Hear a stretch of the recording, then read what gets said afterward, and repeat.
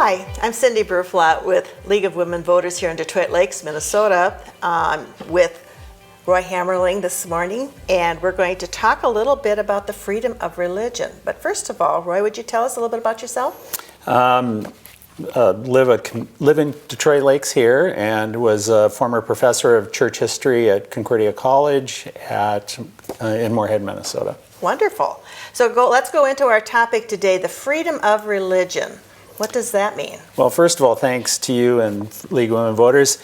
The idea of the freedom of religion is an old story. It's our story. It's a cherished story that we have in the United States.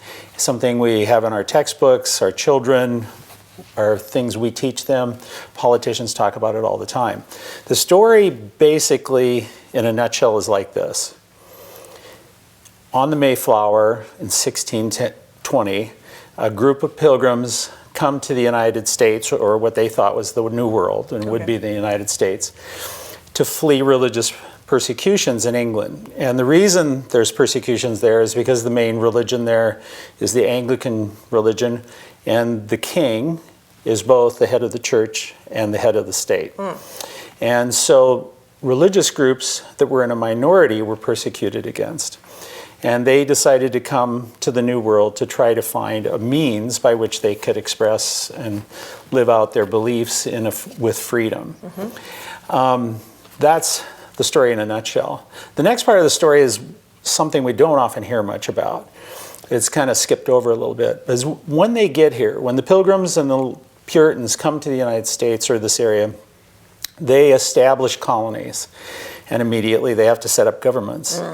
And in those governments, they favor the religions that they came here freely to enjoy.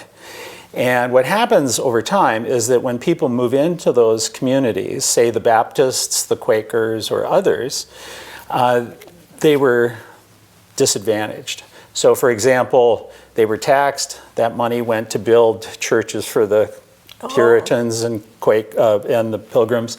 And they had to pay for the pastors that did those churches, even though they didn't attend them and didn't want to be a part of them. And they also couldn't be a part of civic government. They had to convert to that religion in order to be a part of it. So what happened in the old world slowly creeped into the new world.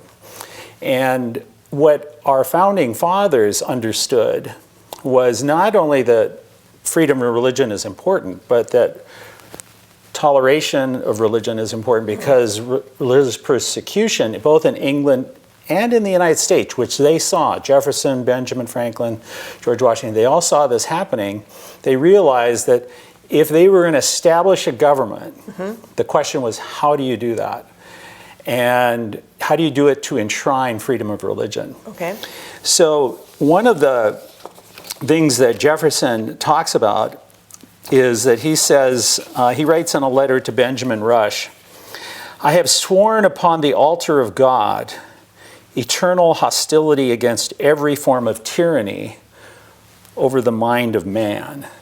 So in other words, for Jefferson and the Founding Fathers, it was really important that they allow people in this new country to be able to have a free conscience, to believe the way they wanted. You can't have freedom without freedom of conscience. Otherwise, there's this tyranny of the mind.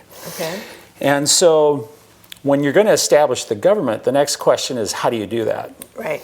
So in a letter to the Danbury Baptists, who were suffering under religious persecution at the hands of the Puritans in Connecticut, Jefferson writes the following: "I believe with you that religion is a matter which lies solely between man and his God, and that he owes account to none other than his faith or worship, and that the legislature should make no law respecting an establishment of religion or the prohibiting the free exercise thereof, thus building a wall of separation between church and state."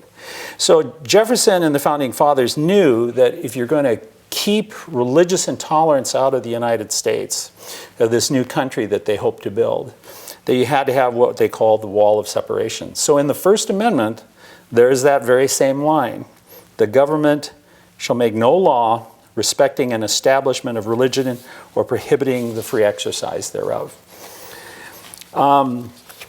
what were they worried about? They knew that in England and in the United States, whenever you have government and religion tied together, intolerance comes about, cruelty, tyranny. If I were to give a modern example that people don't often think about, what the Founding Fathers were trying to avoid was what happened in modern day Germany. In 1930, when Adolf Hitler was elected chancellor, one of the things he did right away, which we don't remember, is that he established a state church. And it's called the Reichschurch. And he eliminated what was a separation of church and state there and melded it together. And so what happens when that happens is the Reichschurch, which was by the name of the people that were in it, were called Christian nationalists, and their theology was called positive theology. Sounds ironic, I know. They established a belief system that supported the government. So they supported the persecution of Jews especially, and anyone that was against the government. And we know the results of that. Nearly 6 million Jews died, but we forget that nearly 1 million others, according to some estimates, pastors who resisted, like Martin Niemöller, were thrown in prison and Dietrich Bonhoeffer was hanged, and other people who were considered minorities, another 1 million also died in the camps. Martin Luther King Jr. puts it best when he says, "We should never forget that everything Adolf Hitler did in Germany was legal." And that's what happens when the wall of separation of church and states breaks down. You legalize tyranny. And so the Founding Fathers fought that. And Jefferson puts it this way. He writes a letter to Reverend Samuel Miller saying, "Everyone must, according to the dictates of their own reason, follow that. Mine tells me that the powers of civic authority reside in the president and the legislature, but also that they have no authority to direct the religious exercises of its constituents. Freedom of religion is essential." And in an address to the University of Virginia Board of Visitors, Thomas Jefferson sums it up well. "The constitutional freedom of religion is the most inalienable and sacred right of all human beings." So this old story, this cherished story we have, according to our Founding Fathers, ultimately means that without freedom of religion, we don't have freedom of conscience. And without freedom of conscience, freedom doesn't really exist. Well said. Says a lot. I think you've answered all my questions. I was keeping track here. Oh, good.